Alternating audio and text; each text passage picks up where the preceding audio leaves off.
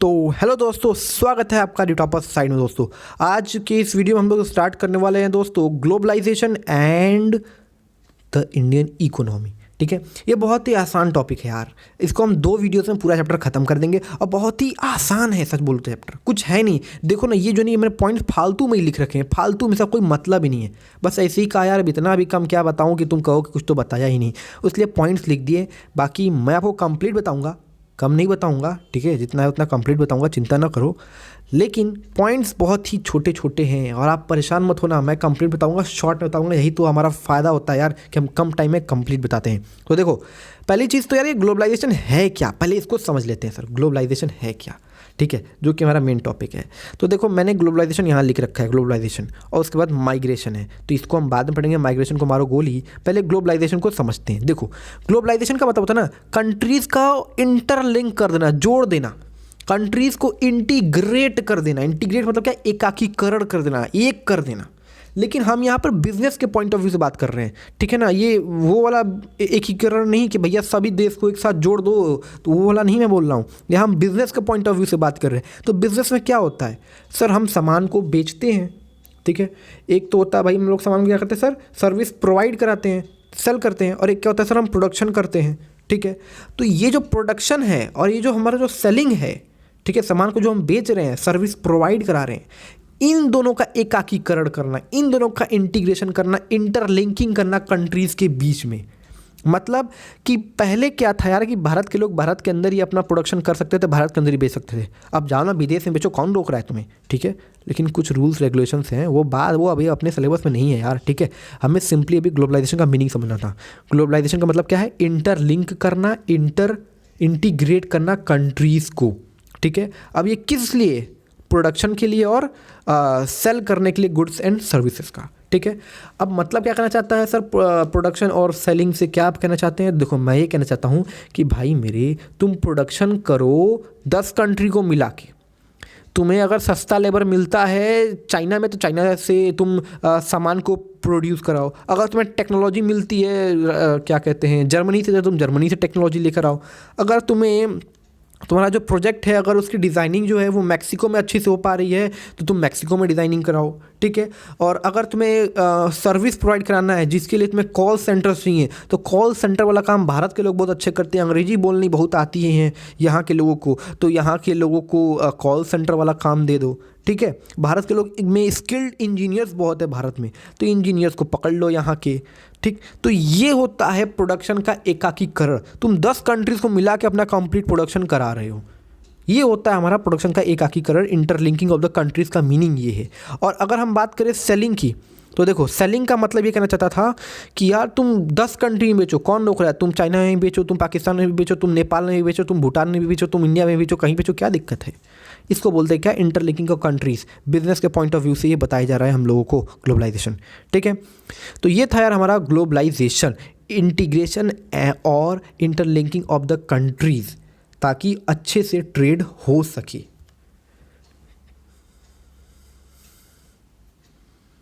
Market का integration, market हो क्या, वही सेलिंग, और प्रोडक्शन सेंटर्स का इंटीग्रेशन, ठीक है। ये 2 पॉइंट थे, ओके। अब बात करें सर, ये एमएनसीज क्या होता है। देखो, ये एमएनसीज का पहली बार फुल फॉर्म समझते हैं क्या होता है। एमएनसी का होता है मल्टीनेशनल कॉरपोरेशंस।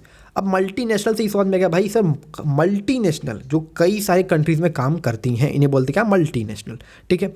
तो देखो, ये वो कंपनीज होती हैं जो कि प्रोडक्शन को कंट्रोल करती हैं, ओन करती हैं एक या एक से ज़्यादा कंट्रीज़ में। जैसे एग्जांपल के तौर पर सर, कुछ जो काम था, डिज़ाइनिंग का काम था, रिसर्च का काम था, वो अमेरिका में हो गया, ठीक है। अब उसका जो कंपोनेंट बना था, कंपोनेंट बनवा लिया भाई चाइना में। अब चाइना में बनवाने के बाद सब मैक्सिको में भेज दिया उसकी असेंबलिंग के लिए, क्योंकि मैक्सिको में अच्छी असेंबलिंग की जाती है, सस्ते में हो जाती है। अब असेंबलिंग करने के बाद जो इसको ग्लोबली मार्केट में सेल कर दिया। तो ये होता है, देखो, इसे कहते हैं क्या, ग्लोबलाइजेशन का फ़ायदा। एमएनसीज ये करती हैं, प्रोडक्शन कई देशों में फैलाती हैं और फिर ग्लोबली उसको मार्केट में बेचती हैं, ठीक। ये काम एमएनसीज करती हैं। ये मैंने पूरा आपको एमएनसीज के बारे में बता दिया, ठीक है।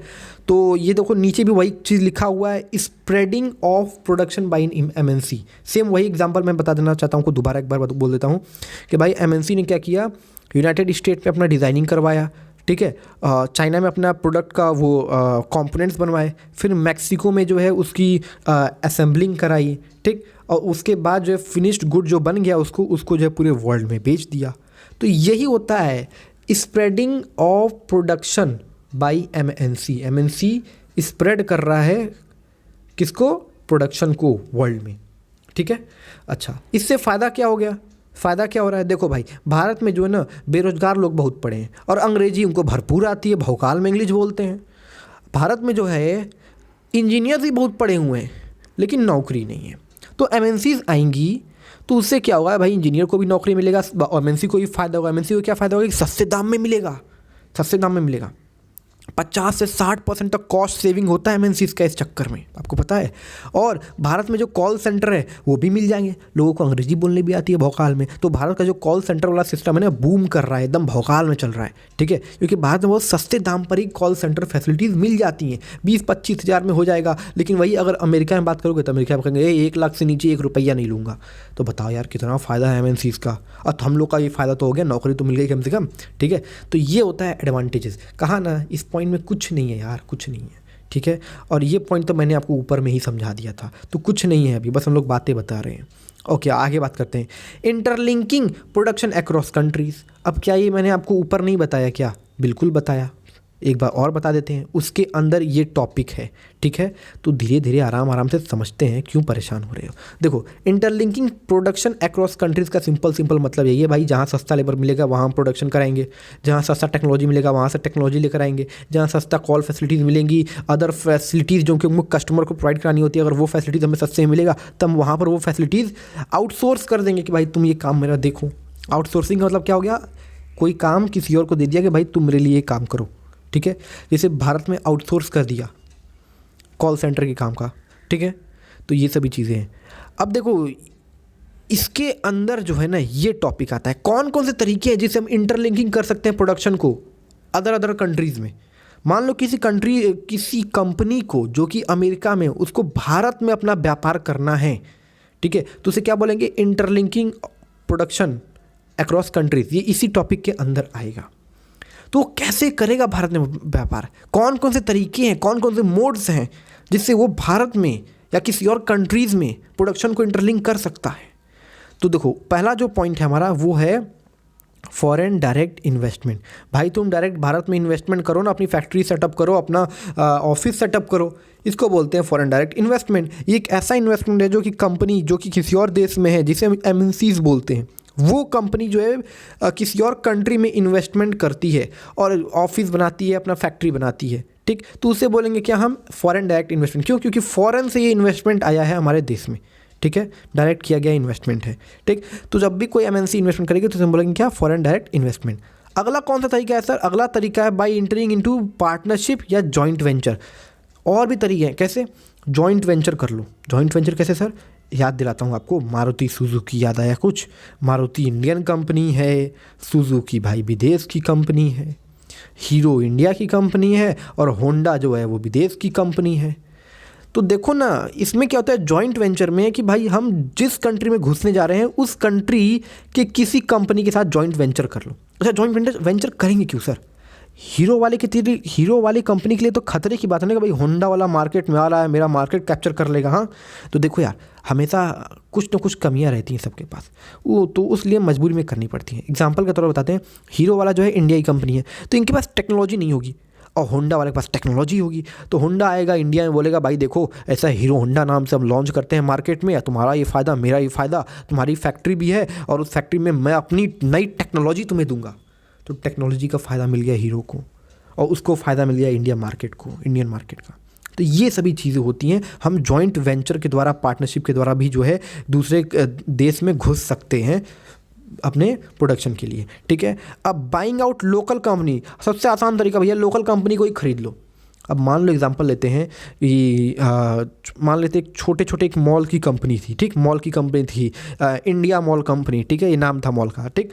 अब विदेश से आया एक कंपनी जिसका नाम था अमेरिका कंपनी, ठीक। अब वो अमेरिका कंपनी ने क्या किया, जितने भी इंडिया मॉल कंपनी था सभी को खरीद लिया और अपने अंडर कर लिया। तो इस तरीके से हम अपना व्यापार बढ़ा सकते हैं, इस तरीके से हम प्रोडक्शन फैला सकते हैं, ठीक है। तो ये तरीका है, टेक ओवर कर लेना, मर्ज कर लेना अपने अंदर, कंपनीज को ही खरीद लेना। ये तरीके हैं कैसे हम प्रोडक्शन को ग्लोबली तौर पर फैला सकते हैं। ग्लोबल तौर पर मतलब समझ लो कोई बाउंड्री नहीं है, बाउंड्री नहीं है देशों का, भैया ये चाइना है, पाकिस्तान है, नेपाल है, भूटान है, दुनिया में अगर बाउंड्री ख़त्म कर दो बिजनेस के मामले में, जहाँ मन मैं वहाँ घुसो, जहाँ मन मैं वहाँ ट्रेड करो, ऐसा वाला खेल है यहाँ पर, ठीक।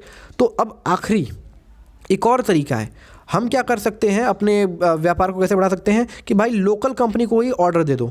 भाई एक अमेरिकन कंपनी थी जो कि उल्टा सीधा कुछ भी नाम ले लो ना, या चलो मान लेते हैं यूबी, ठीक है ना, यूबी कंपनी थी जो कि कुछ प्रोडक्ट बनाती थी, उसे अपना प्रोडक्ट इंडिया में बेचना था। तो उसने क्या किया, अपना फैक्ट्री नहीं सेटअप किया, अपना ऑफिस नहीं सेटअप किया, मान लेते ऑफिस सेटअप कर लिया, उसने क्या किया, लोकल में जो एक कंपनी थी जो कि बनाती थी वो सामान, मान लेते प्रेशर कुकर बना रहा है ये, तो जो लोकल में जो कंपनी प्रेशर कुकर बनाता था उसको ऑर्डर दे दिया कि भाई लो मेरे नाम से मेरे लेबल लगा के इतना ऑर्डर मुझे दो और मैं इसको अपने दाम पर बेचूंगा, ठीक है। तुम्हारा जो कॉस्ट लगता है, तुम्हारा जो प्रॉफिट लगता है, प्रॉफिट तुम मुझसे लो अपना, और बाकी जो बन गया उसके बाद मैं इसे मार्केट में सेल करूँगा और पैसे मुनाफा कमाऊँगा। तो ये तरीके हैं जिससे हम दूसरे के मार्केट में घुस सकते हैं, ठीक है।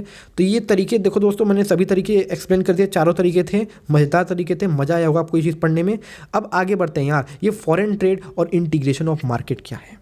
ग्लोबलाइजेशन मैंने बता ही दिया है आपको, और उसके बाद माइग्रेशन जानना है, फिर एक पार्ट हमारा ख़त्म हो जाएगा। देखो दोस्तों, ये जो हमारा फॉरेन ट्रेड है ना, फॉरेन ट्रेड का मतलब होता है trade between different countries of the world. अलग अलग कंट्रीज़ के बीच में जो ट्रेड होता है उसे क्या बोलते हैं सब, फॉरेन ट्रेड।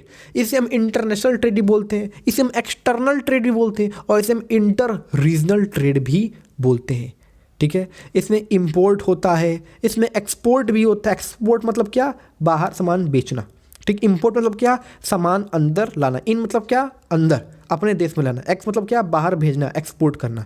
और एक और टर्म है एंट्री पोर्ट। अब ये एंट्री पोर्ट क्या है यार, देखो एंट्री पोर्ट का मतलब होता है कि भाई जब हम सामान इंपोर्ट कर रहे हैं एक्सपोर्ट करने के लिए, तो उसे बोलते हैं एंट्री पोर्ट, ठीक है। ओके नाउ अब आगे बढ़ते हैं। देखो दोस्तों, कुछ चीज़ें मैं आपको बता दूं, जो फॉरेन ट्रेड है ना, ये एक अपॉर्चुनिटी क्रिएट करता है प्रोड्यूसर के लिए कि भाई वो अपने डोमेस्टिक मार्केट से भी बाहर जाके दूसरे के मार्केट में सामान बेच सकता है और कम्पीट कर सकता है दूसरे कंट्री के मार्केट में। तो दोस्तों देखो, हमने ये भी देख लिया फॉरेन ट्रेड क्या है, इंटीग्रेशन ऑफ मार्केट क्या है। मैंने आपको इंटीग्रेशन ऑफ मार्केट का मतलब भी बता दिया, लेकिन एक बार बता देता हूँ। देखो, जब मार्केट एक हो गया, आपको जहाँ मन में आप दूसरे के मार्केट में जाकर बेच सकते हो। अपने डोमेस्टिक मार्केट, यानी डोमेस्टिक मतलब क्या, अपने घर के मार्केट को छोड़ के दूसरे मार्केट में भी बेच सकते हो। एग्जाम्पल के तौर पर मैंने आपको बताया ही है कि भाई अपने भारत के मार्केट को छोड़ के तुम जाओ ना, चाइना में भी बेचो सामान अपना, इंडिया और नेपाल में भी बेचो अपना सामान, कोई दिक्कत नहीं है, ठीक। और मैंने आपको ग्लोबलाइजेशन का मतलब तो बता ही दिया है, ठीक है। तो ग्लोबलाइजेशन में कोई दिक्कत नहीं है, ठीक। मतलब क्या होता है, इंटीग्रेशन करना, रैपिड इंटीग्रेशन, इंटरकनेक्शन करना, इंटीग्रेशन और इंटरकनेक्शन, या फिर बोलो इंटरलिंकिंग बिटवीन कंट्रीज़। बस इतना ही लिखना है आपको इसके अंदर, ठीक है। थोड़ा और बता दूं, देखो दोस्तों, ग्रेटर फॉरेन इन्वेस्टमेंट और ग्रेटर फॉरेन ट्रेड की वजह से क्या हो गया, ये सभी चीज़ों की वजह से क्या हो गया, इंटीग्रेशन कर दिया गया मार्केट का। ये जो है ना, इसे हम बोलेंगे क्या, integration of market as well as production centres. यानी कि जब ग्रेटर फॉरेन इन्वेस्टमेंट होगा, ग्रेटर फॉरेन ट्रेड होगा, तो इससे क्या होगा, एकाकीकरण होगा मार्केट का और प्रोडक्शन सेंटर्स का, ठीक।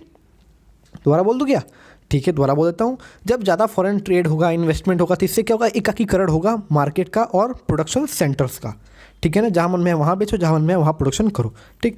अब देखो, ग्लोबलाइजेशन का मीनिंग तो मैंने बता दिया आपको। अब माइग्रेशन का मतलब क्या है यार, देखो गुड्स और सर्विस जो है ना, और इन्वेस्टमेंट और टेक्नोलॉजी जो है ना, वो कंट्रीज़ के बीच में तो मूवमेंट हो ही रहा है। इन सभी चीज़ों का, गुड्स का, सर्विस का, इन्वेस्टमेंट का, टेक्नोलॉजी का मूवमेंट तो हो ही रहा है, ठीक है। इसका मतलब ये कि भाई तुम ग्लोबली तौर पर तो काम कर ही रहे हो, ठीक है ना। टेक्नोलॉजीज़ का मूवमेंट हो रहा है, गुड्स का मूवमेंट हो रहा है, सर्विसेज का मूवमेंट हो रहा है एक कंट्री से दूसरे कंट्री में, ठीक है। तो यहाँ पर ये चीज़ जो है भाई, लोगों का भी तो मूवमेंट होगा, जिसे हम बोलते हैं मूवमेंट, या यूँ बोलो तो migration. Migration, movement of people.